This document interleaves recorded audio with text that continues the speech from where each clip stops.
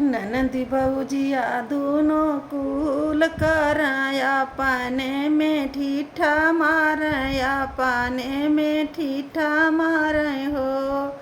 भौजी कवाना कवाना फलवा खइलू त दहिया दुबरात बाणी मुहवा पियराय गइला हो।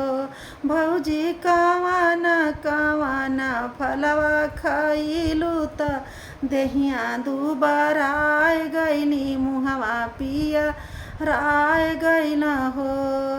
का कहिए ननदी का कहीं कह तो शरम लग बहुत शरम लगई हो। ननदी तो हर भैया कैला मरदैया त दहिया दुबराय गइल मुहवा पियराय गइला हो। ननदी तो हर भैया कैला मरदैया त दहिया दुबराय गइली मुहवा पियराय गइला हो। ननदी तहाई बड़ी चुगुलिन त सासूजी से कही दिहनी सासूजी से कही दिहनी हो।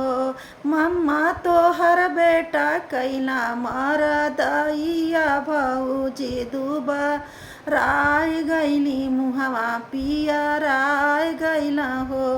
अम्मा तोहर बेटा कैला मरदैया त भौजी दुबराय गइली मुहवा पियराय गइला हो। न सासु तहाई बड़ी लुबुजी ससुर जी से कही दिहनी ससुर जी से कही दिहनी हो। हे प्रभु राउर बेटा कैला मरदैया बहुआ दुबराय गइली मुहवा पियराय गइला हो। सा प्रभु जी राउर बेटा कैला मरदैया बहुआ दुबराय गइली मुहवा पियराय गइला हो।